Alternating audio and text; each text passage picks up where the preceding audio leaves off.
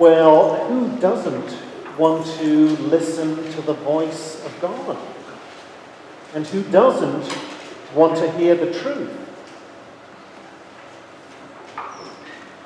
Well, I don't know about you, but I have to confess to you that there have been many, many occasions where I wasn't that interested in hearing the voice of God, and where I wasn't terribly interested in the truth. There have been many times when, I've said in my prayers or in my thoughts, "It's okay, Lord, I've got this one. I really do this time. I do. I got it. I think I can handle this all by myself. If I need you, I'll be in touch. I'll call you," not the other way around. And so it's fine. All is well. And you can imagine how those moments and those decisions turned out. And the truth, well, I'm always right, aren't you? I mean, I don't believe what I believe because I think it's wrong. I believe what I believe because I think it's right. And I've come to the truth after long and diligent study and thought and, deliberation, and I wouldn't hold the opinions that I do if I didn't think they were pretty spot on. And so the rub, the difficulty has been recognizing that so many times I have this part of the truth, but it turns out the truth is much, much bigger, much more expansive, much broader and glorious and sublime than I can even imagine. And that's the hard thing, isn't it? That is the hard thing. That's what I found to be the hard thing, is recognizing that I just see a little part of it. And so a big part of my prayer is giving me the humility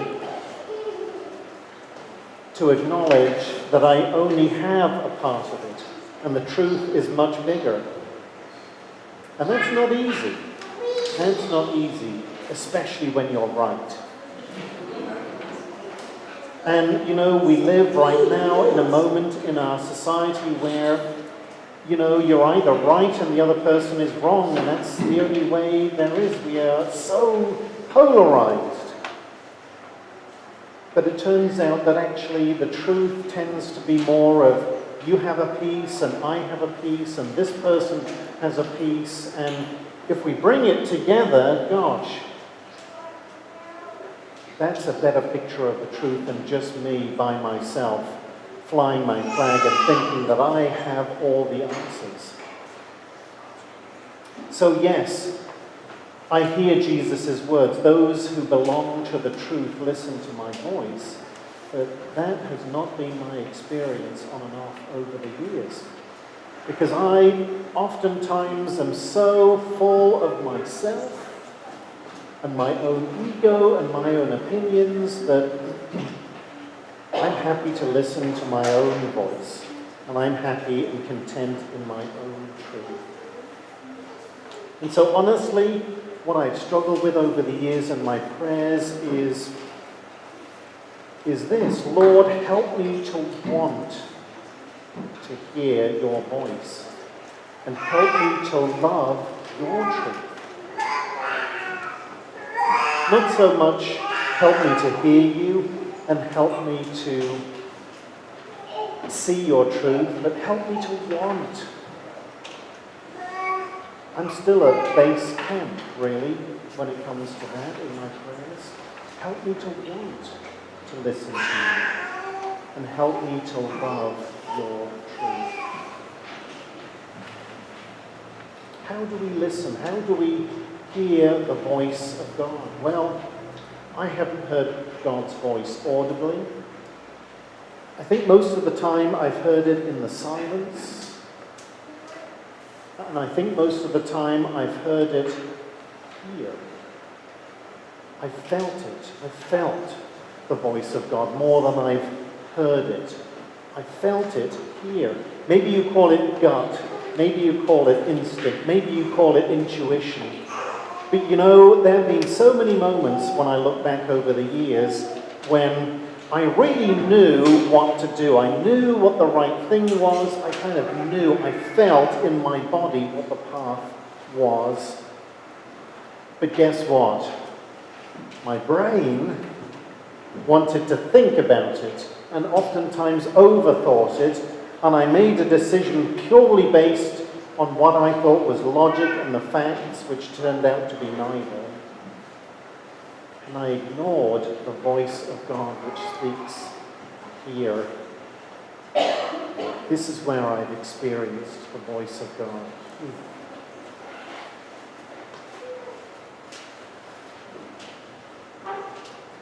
And I've heard the voice of God spoken by you and by others.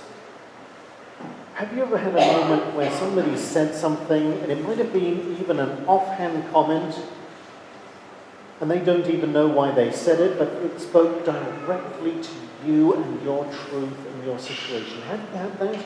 It's really uncanny, isn't it?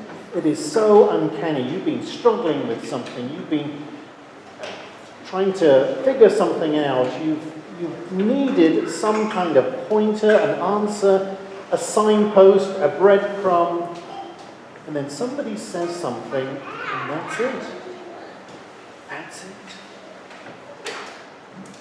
That is the voice of God too. And then circumstances. Circumstances, I find, speak very powerfully. You know, it's in our nature to make plans and feel that we have some control over the future. But my experience has been, if I know where just the next step is going to be, then I'm doing really well. And if I can see 2 steps ahead, that is very unusual. But to see a whole pathway, it's impossible. And I know that's kind of a scary thought, isn't it? But really, you know, we can make all the plans we like, and I've made some pretty elaborate plans in the past.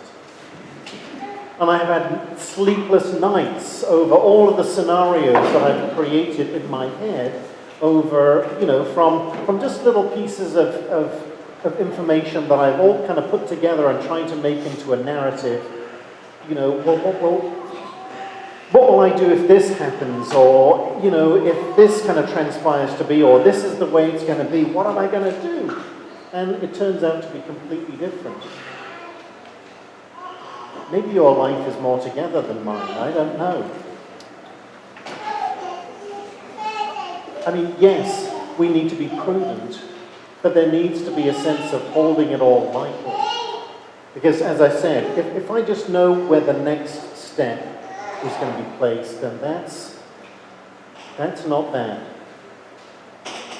And the rest, I think we just let it go.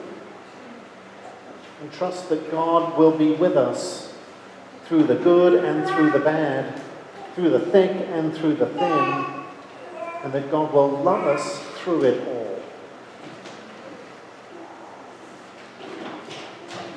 Those who belong to the truth, listen to my voice. I want to listen to the voice of God. I do. Because it turns out so much better. But let me leave you with this. And this is really important. This is not a competition. God is not judging us. God hasn't got a scorecard and is like, oh, you did that right, okay, tick. You did that right, good. Well, you kind of screwed up a bit on that, I'll give you like 50%. That was really bad, that was really stupid, I'm going to get you for that one. That is not the God of love that I see, that Jesus witnesses and testifies to.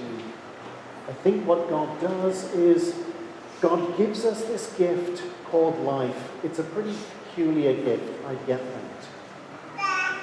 But God gives us this gift called life and says, okay, let's see what we can do with this together. And it is so much more fun when we do it with God rather than playing the sandbox by ourselves. And that's really all that I'm trying to say. That allow God to play in the sandbox with you. Because God has got some pretty good ideas too. And we don't have to do it all alone. So listen to the truth and belong to God's love.